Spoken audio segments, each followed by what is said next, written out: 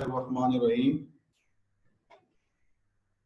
آج ہم جو ٹاپک پڑھ رہے ہیں وہ ہے وصیت، اسلامک لا آف ول، وصیت۔ ڈیئر اسٹوڈنٹس، یہ ہمارے جو سبجیکٹ ہے اسلامک لا، اس کے تیسرے پورشن کا دوسرا ٹاپک ہے۔ پہلا ٹاپک تھا ہبہ، جو ہم نے پڑھ لیا۔ آج ہم وصیت کو شروع کریں گے۔ ایک بات جو کامن تھی ہبہ والے چیپٹر اور ٹاپک میں بھی، یہاں بھی، وہ یہ ہے کہ ہبہ اور وصیت یہ ان کے کچھ خد و خال ملتے جلتے ہیں۔ وہ کس طرح سے کہ ہبہ میں بھی ایک مسلمان، ایک شخص صاحب جائیداد اپنی جائیداد کو کسی دوسرے شخص کو بغیر کسی معاوضہ کے فوری قبضہ دے دیتا ہے، وہ پراپرٹی، وہ جائیداد اس کے حوالے کر دیتا ہے۔ اس طرح سے پراپرٹی کو ٹرانسفر کرنا قانون نے تسلیم کیا ہے۔ قانون اس کو یہ اختیار دیتا ہے کہ بطور مالک وہ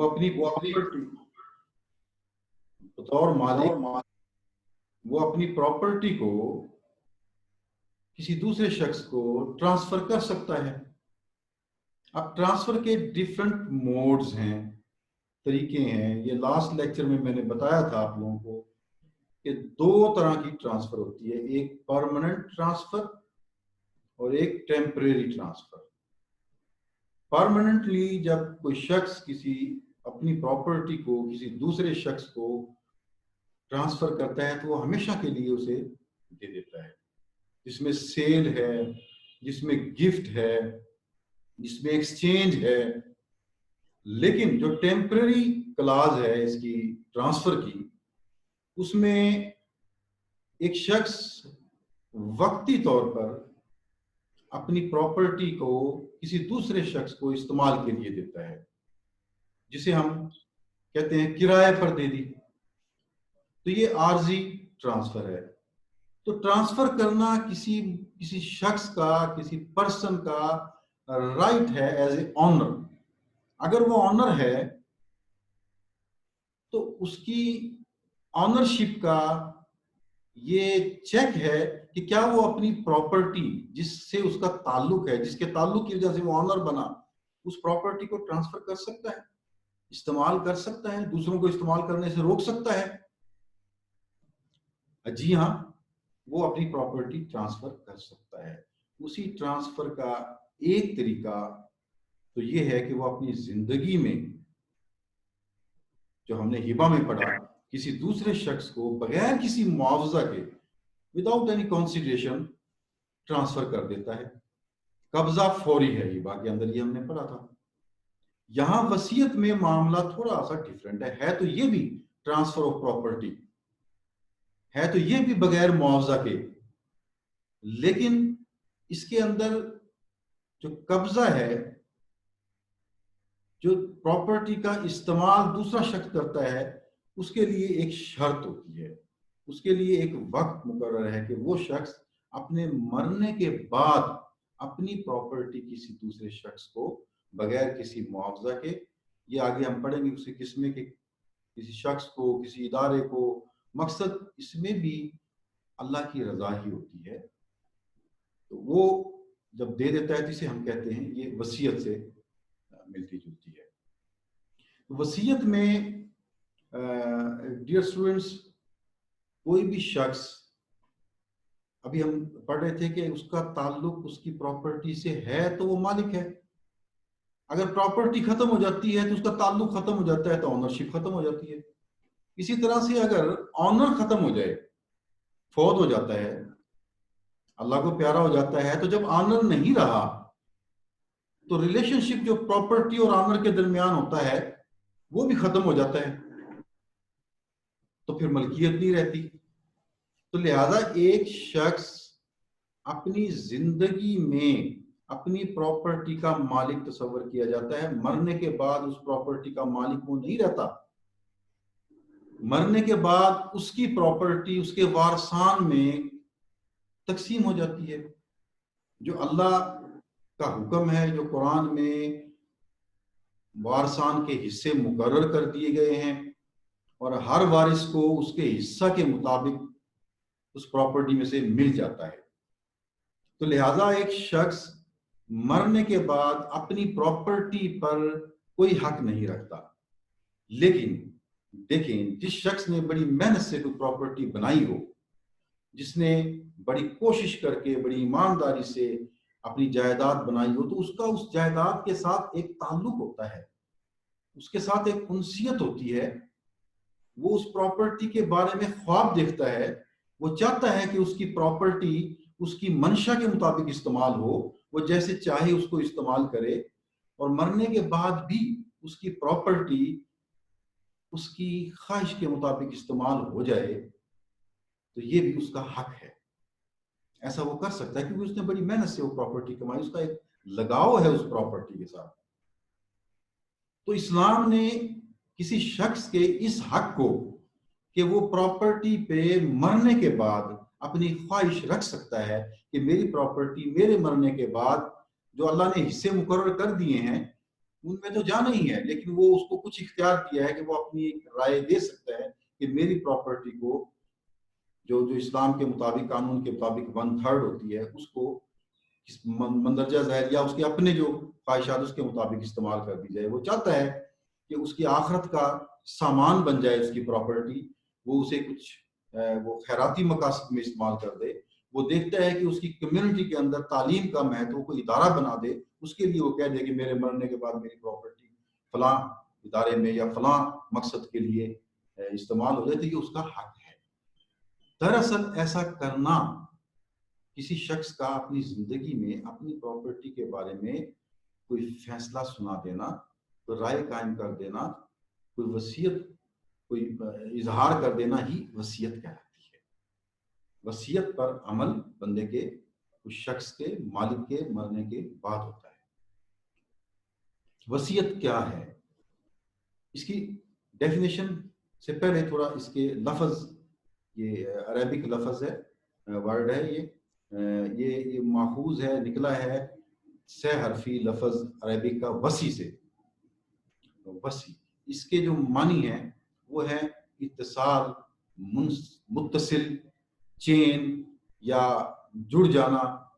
اس کو کسی چیز کا کہا جاتا ہے کہ جب دو شہر بڑھتے بڑھتے آبادی آپس میں مل جائیں تو یہ اس کو ہم یہ کہتے ہیں کہ یہ وصی اس کو کہا جاتا ہے. تو کسی چیز کا آپس میں جڑ جانا، یہ اس کا مفہوم ہے وصیت کا.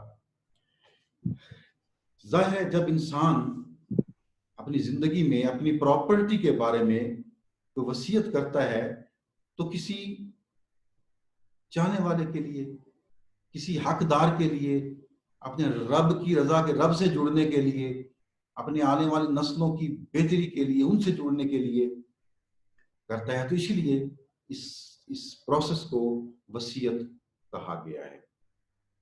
وصیت کی جو تعریف ہے اس کو ہم 3 حصوں میں تقسیم کر لیتے ہیں. اس کے 3 جز یا اسینشیل بنا لیتے ہیں. نمبر 1 کہ جو وصیت ہے کسی شخص کی جائز خواہش کا نام ہے جو اس کی موت کے بعد پوری ہوتی ہے. یہ خواہش مختصر وقت کے لیے بھی ہو سکتی ہے اور ایک لمبی مدت کے لیے بھی ہو سکتی ہے. کسی شخص کا مرنے کے بعد اس کی جائز خواہش جو اس کی پراپرٹی سے متعلقہ ہے، خواہ وہ عارضی تھوڑے وقت کے لیے ہے یا کسی لمبے وقت کے لیے ہے، وصیت کہلاتی ہے. نمبر 2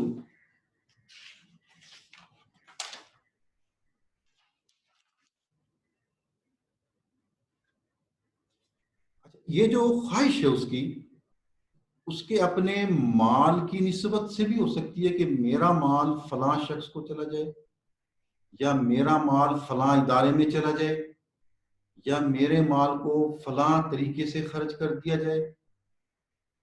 مال کے بارے میں بھی ہو سکتی ہے اور مال سے جو منفعت یا منافع حاصل ہوتا ہے اس کے بارے میں بھی ہو سکتا ہے. جو مال سے پروفٹ حاصل ہوتا ہے اس کے بارے میں بھی وصیت ہو سکتی ہے.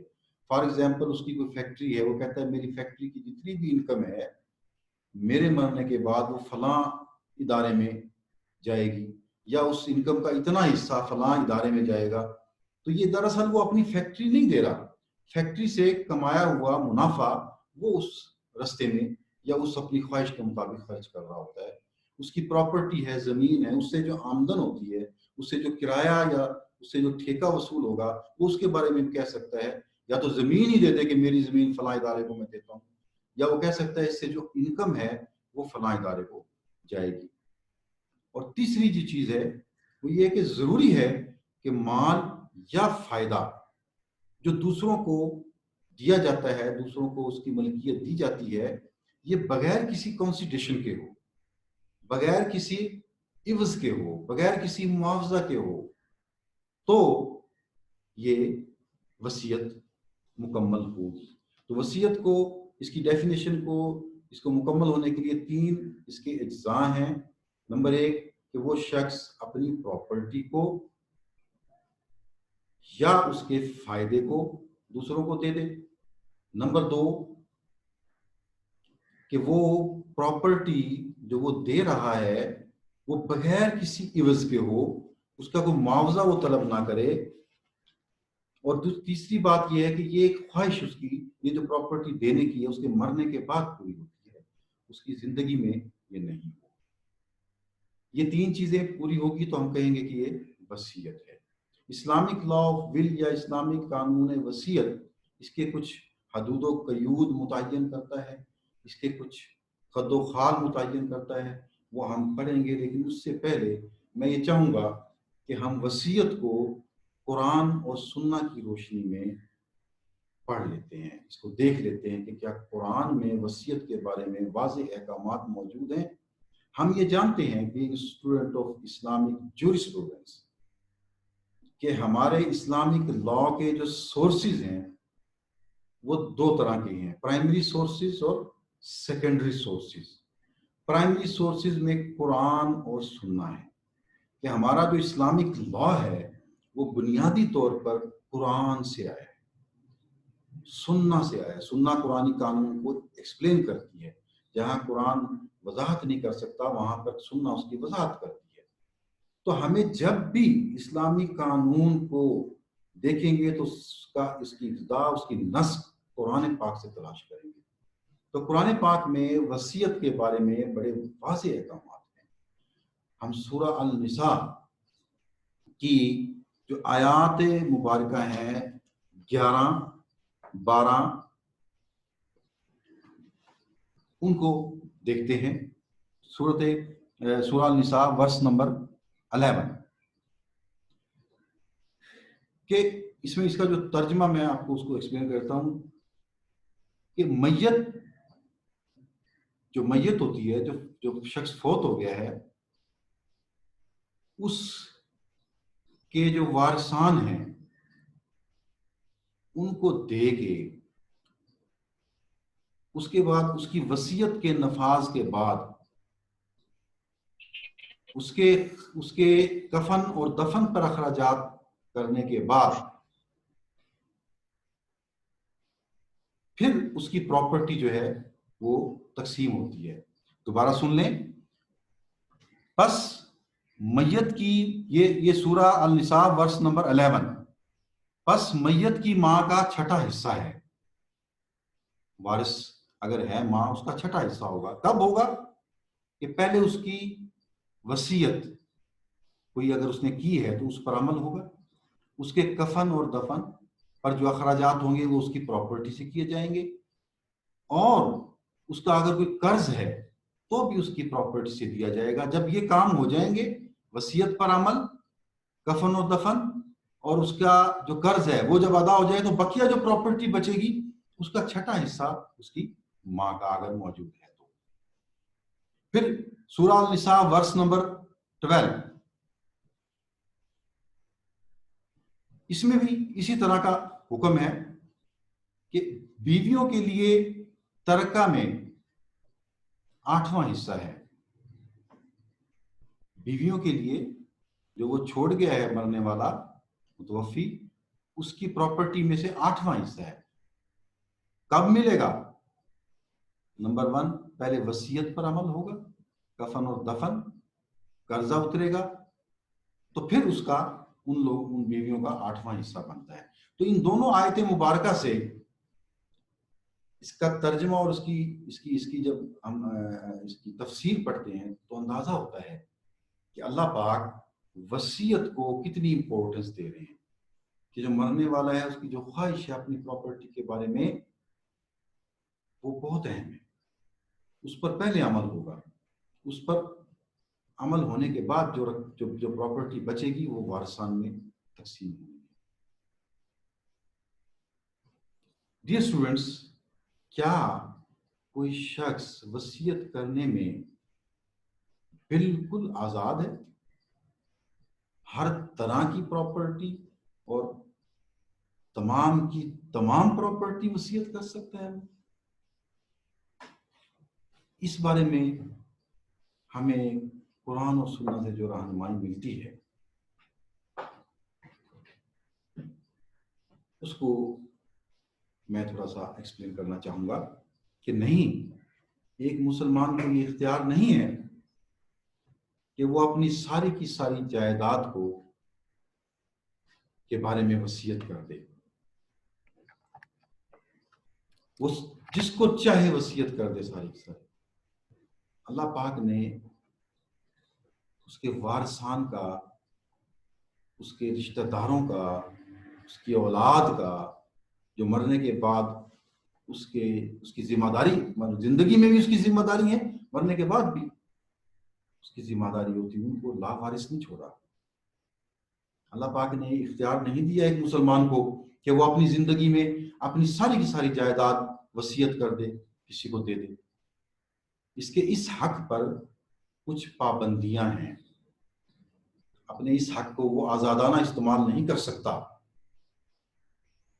پھر میں عرض کروں گا، چونکہ وصیت ایک احسان کا معاملہ ہے، نیکی کے لیے کی جاتی ہے، بھلائی کے لیے کی جاتی ہے، تو نصیحت کے اندر جو نیت ہے اس کا بڑا عمل دخل ہے.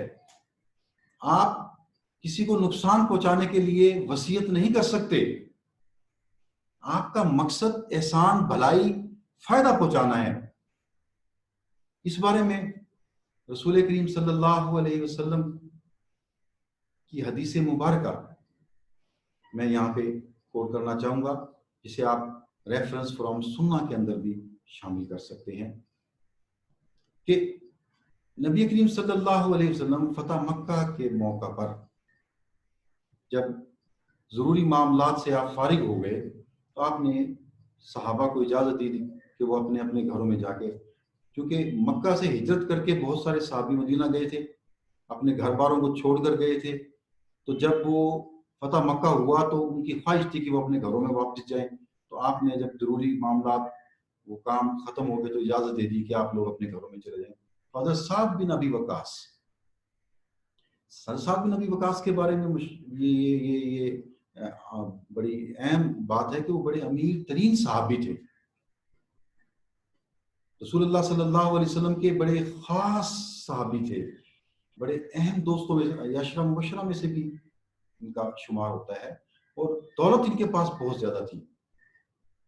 اور ایک جگہ لکھا ہے کہ ان کا قد کاٹ بھی بڑا، جبہ ان کا جسہ جو تھا وہ بڑا جسامت ان کی بڑی تکڑی تھی. تو انہوں نے بھی اجازت دی کہ یا رسول اللہ میں بھی اپنے گھر. تو یہ جب اپنے مکہ میں اپنے گھر گئے، جس کو چھوڑ کر وہ مدینہ گئے تھے، تو وہاں ان کو بخار ہو گیا، اور بخار اتنا شدید ہوا کہ 4-5 دن نبی کریم صلی اللہ علیہ وسلم کی خدمت میں حاضر نہ ہو سکے. آپ نے صحابہ کرام سے پوچھا کہ وہ سعد کدھر ہے؟ تو صحابہ نے کہا کہ یا رسول اللہ وہ تو اپنے گھر میں، ان کو شدید بیمار ہیں. آپ نے کہا چلو ہم ان کی عیادت کے لیے جاتے ہیں. آپ صحابہ کو لیا اور ان کے گھر تشریف لے گئے. تو لکھنے والے لکھتے ہیں کہ حضرت سعد بن ابی وقاص کی جسامت بہت زیادہ تھی، تو جو بڑی جسامت کے لوگ ہوتے ہیں ان کو ذرا تھوڑی سی تکلیف بھی ہو تو وہ ان کی جسم میں درد بڑا شدید ہوتا ہے، شاید اس وجہ سے، یا رسول اللہ صلی اللہ علیہ وسلم سے محبت بہت زیادہ تھی آپ کو دیکھ کر حضرت سعد بن ابی وقاص نے چلانا اور کرانا شروع کر دیا، جیسے درد میں کوئی بندہ ہائے ہائے میں مر گیا، ہائے یا رسول اللہ میں گیا، میری موت ہے، مجھے موت بڑی قریب نظر آ رہی ہے۔ آپ صلی اللہ علیہ وسلم نے وہاں پر تشریف رکھے اور فرمایا صاحب حوصلہ کریں، آپ کو کچھ نہیں ہوتا، آپ ابھی نہیں جاتے۔ نبی کی زبان مبارک سے الفاظ ادا ہوں، لیکن چونکہ ساتھ تکلیف میں تھے شاید، یا آپ کی غربت میں وہ ذرا تھوڑا سا لاڈ اور پیار میں آ گئے تو پھر دوبارہ کرانے لگے، اسی طرح سے شور جسے کہتا ہے نا بیمار آدمی درد میں، کہ یا رسول اللہ میں گیا، میں نہیں بچتا، میں نے دنیا سے جا رہا ہوں، میرا آخری وقت ہے، میرے پاس اتنی دولت ہے، یا رسول اللہ مجھے اجازت دیں کہ میں ساری دولت اللہ کی راہ میں خرچ کر دوں۔ یاد رکھنا ڈیئر اسٹوڈنٹس، یہاں میں آپ کو ذکر کر دوں کہ اس وقت حضرت سعد بن ابی وقاص کی ایک بیٹی تھی صرف۔ تو حضرت سعد کہتے ہیں کہ یا رسول اللہ میری ایک بیٹی ہے، اتنی دولت اس نے کیا کر لی ہے، میں یہ دولت اللہ کی راہ میں دینا چاہتا ہوں، میں جا رہا ہوں دنیا سے، میں سرخرو ہو کے جانا چاہتا ہوں، مجھے اجازت دیں۔ آپ صلی اللہ علیہ وسلم نے منع کر دیا کہ نہیں، تم ساری اپنی جائیداد اللہ کی راہ میں نہیں دے سکتے۔ تو پھر تھوڑی سی دیر کے بعد حضرت سعد نے چیخنا شروع کیا، چلانا شروع کیا، درد میں یا پیار میں کہہ لیں آپ اس کو، میرے پاس وہ الفاظ مناسب نہیں ہے، لیکن آپ تو پھر کہا کہ یا رسول اللہ میں جا رہا ہوں دنیا سے، مجھے نظر آ رہا ہے میری موت ہے، اور مجھے اجازت دے، چلو ساری نہیں تو میں آدھی جائیداد ہی اللہ کی راہ میں دے دوں، کہ میرے مرنے کے بعد میری آدھی جائیداد اللہ کی راہ میں۔ آپ نے اس پہ بھی منع فرما دیا کہ نہیں، اور کہا کہ تم کہیں نہیں جا رہے، تم حوصلہ کرو، تم نے ابھی بڑی فتوحات کرنی ہے، تمہاری بڑی اولاد ہونی ہے ابھی۔ حضرت صاحب بن ابی وقاص کو تیسری دفعہ بھی چین نہ آیا، انہوں نے کہا یا رسول اللہ میں بہت سخت بیمار ہوں، میری حالت درست نہیں ہے، مجھے اجازت دے دے کہ میں تیسرا حصہ 1/3 ہی اللہ کی راہ میں دے دوں۔ تو آپ صلی اللہ علیہ وسلم نے یہاں اجازت دے دی کہ ٹھیک ہے کہ آپ تیسرا حصہ جو ہے اپنی جائیداد کا وہ دے دیں، لیکن یاد رکھیں کہ آپ ابھی کہیں نہیں جا رہے، آپ نے زندہ رہنا ہے، بڑی فتوحات کرنی ہے۔ تو یہ معجزہ بھی تھا نبی کریم صلی اللہ علیہ وسلم کا کہ یہ حضرت سعد بن ابی وقاص اس کے بعد درست صحت مند ہو گئے، اور صحت مند ہونے کے بعد گورنر بھی رہے، بڑی فتوحات کی آپ نے، بڑا پیسہ تھا، دولت تو آپ کے پاس بے شمار تھی، اور آپ کی اولاد بھی بعد میں بہت زیادہ ہوئی۔ یہاں جو اصول قائم ہوا، رسول اللہ صلی اللہ علیہ وسلم کی زبان مبارک سے جو حکم ہوا کہ آپ نے ساری جائیداد کو دینے سے منع کر دیا، آدھی جائیداد کو دینے سے منع کر دیا، اور 1/3 تیسرا حصہ کی اجازت دے دی، اور ساتھ ایک بڑا خوبصورت اور ایک رہنما اصول ہمارے لیے مقرر کر دیا، جو آپ نے الفاظ بولے وہ میں دہرا رہا ہوں۔ آپ نے کہا جب تیسرے کی اجازت دی تو آپ نے کہا کہ ساتھ یہ مناسب نہیں کہ تم اپنی آنے والی نسلوں کو غریب، مسکین اور محتاج چھوڑو، بہتر ہے کہ تم ان کے لیے جائیداد چھوڑ کے جاؤ، انہیں صاحب جائیداد بنا کے جاؤ، تاکہ وہ کسی کے آگے محتاج نہ بنے۔ تو بہتر اور احسن طریقہ یہ ہے جو میرے نبی صلی اللہ علیہ وسلم نے فرمایا کہ آپ اپنی ساری جائیداد اللہ کی راہ میں نہ دیں، آپ کے مرنے کے بعد جسے ہم وصیت کہتے ہیں نہیں دے سکتے آپ۔ نبی کریم صلی اللہ علیہ وسلم نے یہاں پہ ایک اصول قائم کر دیا، اور اسی اصول کو سامنے رکھتے ہوئے یہ قانون بن گیا کہ وصیت کی جا سکتی ہے، ایک شخص اپنی زندگی میں مرنے کے بعد اپنی پراپرٹی کو کسی خاص مقصد کے لیے، کسی خاص شخص کے لیے دے سکتا ہے، لیکن 1/3 سے زیادہ نہیں، جسے ہم نے ہبہ بمرض الموت میں پڑھا تھا کہ ہبہ مرض الموت کے اندر وہ وصیت کا روپ دھار لیتا ہے، اور 1/3 سے زیادہ ہبہ نہیں ہو سکتا۔ ہبہ میں تو یہ ہوتا ہے نا کہ ایک شخص نے اپنی زندگی میں قبضہ دے دینا ہے، وہ اپنی پراپرٹی کو جیسے چاہے استعمال کرے، اس کا حق ہے، لیکن یہاں مرنے کے بعد وہ دے رہا ہے، اور مرنے کے بعد وارثان کا حق ہے۔ اللہ نے وارثان کا قانون کے اندر، قرآن کے اندر حصے مقرر کر دیے ہیں، ان کو حصہ ملے گا، وارثان کو محروم نہیں کیا جا سکتا، ایون وصیت کے ذریعے بھی۔ تو اسی لیے 1/3 کا اصول کہ اپنی جائیداد کا تیسرا حصہ آپ اللہ کی راہ میں دے سکتے ہیں، وصیت کر سکتے ہیں. اب وصیت میں پھر میں اسی بات پہ آؤں گا کہ ایک احسان کا معاملہ ہے کہ اگر آپ وصیت میں اپنی پراپرٹی آپ کے پاس بے شمار ہے, آپ اگر تیسرا حصہ دے دیتے ہیں اور آپ کے وارثان کو کوئی اثر نہیں پڑے گا, وہ غریب نہیں رہیں گے, وہ محتاج نہیں رہیں گے, تو آپ دے سکتے ہیں.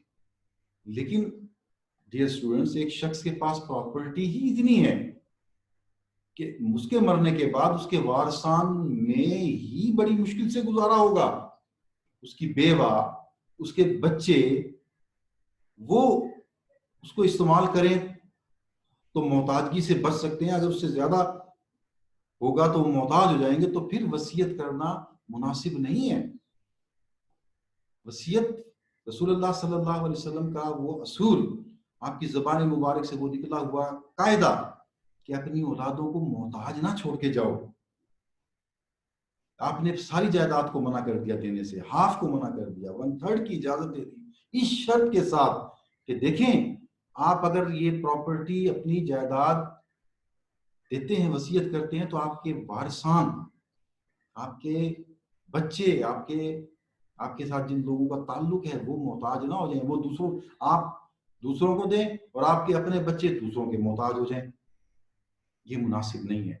تو وصیت ضرور کرنی چاہیے. جس شخص کے پاس جائیداد ہے, جو صاحب جائیداد ہے, اسے وصیت ضرور کرنی چاہیے. یہاں وصیت ضرور کرنے سے متعلقہ ایک اور حدیث مبارکہ ہے. رسول اللہ صلی اللہ علیہ وسلم نے فرمایا کہ جس شخص کے پاس پراپرٹی ہے, جائیداد ہے, اسے ذہن نہیں دیتا کہ وہ 2 دن تک یا 2 راتیں وہ سو جائے اور وصیت نہ اس نے کی.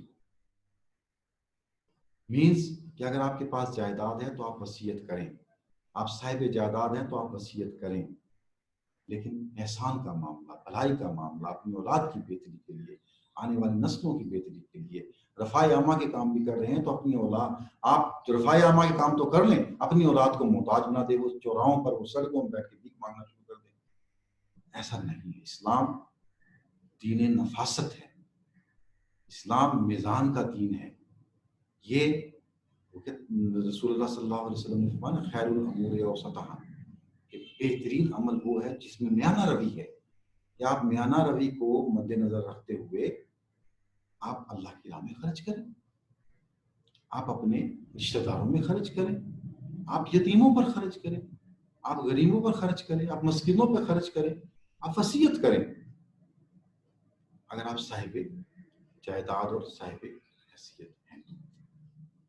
ڈیئر اسٹوڈنٹس, میں آج کا ٹاپک یہیں پر وائنڈ اپ کروں گا, اور اس کے بعد نیکسٹ جو ہمارا پیریڈ ہوگا اس میں انشاءاللہ اس کی کائنڈس آف دی وصیت کی قسمیں یہ ہم پڑھیں گے. یہاں اس میں اگر کوئی کوشچن آپ کا ہے, اگر آپ پوچھ سکتے ہیں آسانی کے ساتھ, آپ کی آواز آ جائے اور میں آپ کو جواب دے دوں, تو یہ کیا آپ اس میں واٹس ایپ کے ذریعے یا فون کے ذریعے مجھ سے آپ پوچھ لیجیے گا. تو کائنڈلی ان سبجیکٹس کو ذرا ڈیٹیل سے پڑھنے کی عادت ڈالیں. ڈیٹیل سے پڑھیں گے تو وہ چیزیں جو آبجیکٹیو ٹائپ آپ سے پوچھی جا سکتی ہیں وہ بھی آپ کا کور ہو جائے گا, آپ کو سبجیکٹیو ٹائپ پوچھے گا وہ بھی کور ہو جائے گا, آپ کے آئندہ آنے والے جو مقابلے کے امتحانات ہیں ان سے بھی آپ کی تیاری ہو جائے گی, اور بطور وکیل بھی آپ کمپیٹنٹ وکیل بنیں گے. تو سر جی بیٹے. سر ایک کوشچن تھا سر, آپ نے بتایا کہ ہم 1/3 وصیت کر سکتے ہیں. جی بیٹے. تو باقی جو تھا وہ وارثان میں جائے گا جیسے ابھی قرآن پاک میں ارشاد ہے. تو سر ہم جی سر ہم جو وصیت ہے وہ بھی وارثان میں کر سکتے ہیں اس کے علاوہ؟ جی بیٹا, یہ جو میں جب جی بیٹے میں اس کی کائنڈس پہ جب جاؤں گا نا تو میں بتاؤں گا, لیکن یہاں جنرل رول یہ بتا دوں کہ رسول اللہ صلی اللہ علیہ وسلم نے منع فرمایا کہ وارثان کو وصیت نہیں کرنی, لیکن اس کی ایکسیپشنز ہیں. ایکسیپشنز کیا ہیں کہ ایک شخص ہے, اس کا بیٹا فوت ہو گیا. اب جب بیٹا فوت ہو جاتا ہے تو اس کے بچوں کو وراثت میں اسلامی قانون کے مطابق نہیں ملتا, تو وہ اس کے پاس اختیار ہے کہ وہ وصیت کا قانون بناتے ہوئے, وصیت کا ہتھیار استعمال کرتے ہوئے اپنے ان بچوں کو وصیت کر جائے. ایک بیٹا اس کا معذور ہے, وہ بیچارہ کما نہیں سکتا, تو وہ دوسروں بچوں سے زیادہ اس کو وصیت کر دے. ایک بچہ اس کا بالکل نابالغ ہے, ٹھیک ہے, اس کے لیے وہ کر دے. یہ ہم جب اس کی کائنڈس پڑھیں گے نا اس میں آپ کو اس کو بتاؤں گا. تو جنرل رول یہ ہے کہ وارثان کو وصیت نہیں ہوتی, ان کے حصے مقرر ہیں, لیکن exceptions are always there of every general rule. ٹھیک ہے سر. جی بیٹے, یور گڈ نیم پلیز. ٹھیک ہے. آپ کون تھے؟ احمد سر. جی محمد احمد. محمد احمد, کیسے ہیں آپ؟ خیریت سے ہیں؟ جی الحمدللہ سر, آپ سنائیں. جی اللہ کا احسان ہے بیٹا, شکر ہے, شکر اللہ خوش رکھے. Any question? جی thank you sir. Thank you beta. Any other question from the students?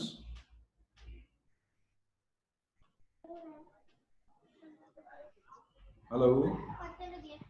سر میرا ایک کوشچن تھا. جی بیٹے, گڈ نیم پلیز. سر فروا. جی بیٹی, جی بیٹی.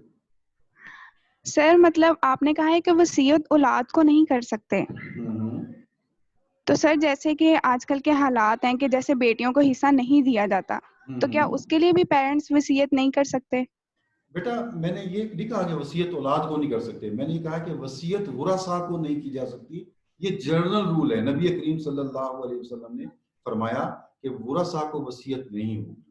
یہ سارے ورثاء وہ بالکل ٹھیک ٹھاک ہیں, ٹھیک ہے, مرنے کے بعد سب کو برابر مل جانا ہے قرآن کے مطابق, تو کیا ضرورت ہے ان کو وصیت کرنے کی, اس لیے اس کو منع کیا. لیکن اسپیسیفکلی ایکسیپشنز موجود ہیں کہ کوئی ایسی بیٹی ہے جو اس کی زندگی میں بیوہ ہو گئی ہے, ٹھیک ہے, وہ اس کے لیے کر سکتا ہے, دوسرے وارثان کو اعتراض نہ ہو, ٹھیک ہے جی, کوئی معذور بچہ ہے اس کو کر سکتا ہے. تو یہ ایکسیپشن میں ہے بیٹا, جنرل رول نہیں ہے. تو جو آپ کا سوال تھا کہ آپ بیٹیوں کو وراثت نہیں دیتے, یہ تو قانون اب ہے ہی نہیں میرا بچہ. اب تو قانون آپ اس کی شکایت کریں, بڑا عمل ہوتا ہے اس پہ سختی کے ساتھ. بچیوں کو وراثت میں باقاعدہ حصہ ملتا ہے, ان کا حق ہے, انہیں وہ لینا چاہیے اپنا. تو کسی باپ کو اس ڈر سے کہ میرے مرنے کے بعد میری بچیوں کو نہیں ملے گا, آج پاکستان میں وہ خوف نہیں ہے. ہمارا بڑا مضبوط قانون موجود ہے, بچیوں کو حصے مل رہے ہیں, لے رہی ہیں. تو اس لیے یہ بیٹا وہ نہیں ہے اس کا. ٹھیک ہے سر, تھینک یو. جی بیٹے. Next, any question?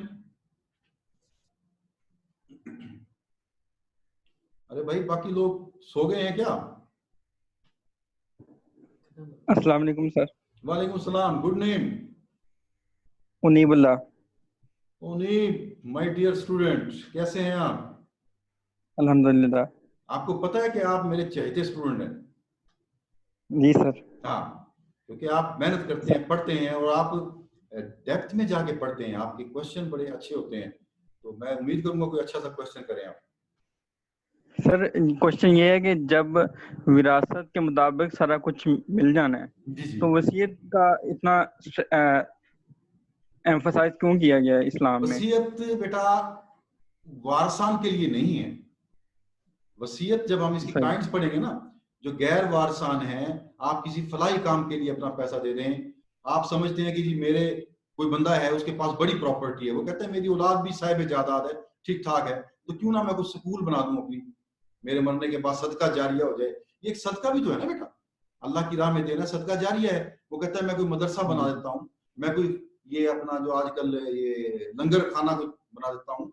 تو یہ ایک اس سے ہٹ کے بھی ہے, وارثان سے ہٹ کے, وارثان کو تو مل ہی جانا ہے, یہ اس سے ہٹ کے ایک احسان کا معاملہ ہوتا ہے کہ وہ اپنی جائیداد میں خواہش رکھتا ہے کہ میری جائیداد کو اس سستے پہ خرچ ہو جائے, تو وہ 1/3 کی حد تک ایسی خواہش پوری کر سکتا ہے, اس سے زیادہ وہ نہیں کرے گا. انیب آپ کی طبیعت ٹھیک ہے؟ الحمدللہ sir, thank you. Very good, very good, welcome, welcome. Any other student? اچھا, مجھے لگتا ہے کہ رمضان شریف میں شیاطین قید ہو گئے ہیں, تو وہ شیاطین گروپ میں سے کوئی بندہ نہیں بول رہا. سر اس سے ہٹ کر ایک سوال تھا میرا. انیب بات کر رہے ہیں؟ Yes sir. جی جی, یس پلیز.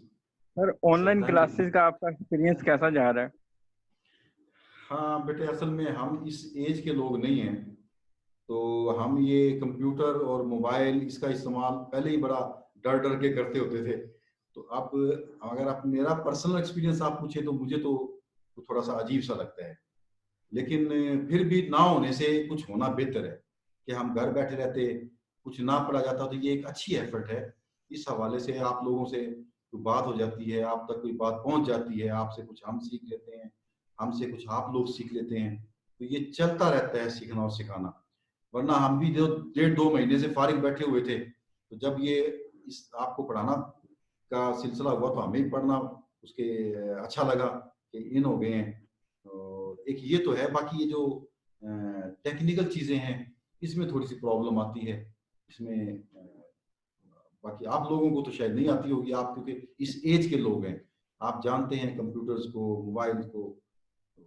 یہ ہے بیٹا تھوڑی سی میرا پرسنل ایکسپیرینس کوئی اتنا اچھا نہیں جا رہا, آہستہ آہستہ بہتر ہو جائے گا.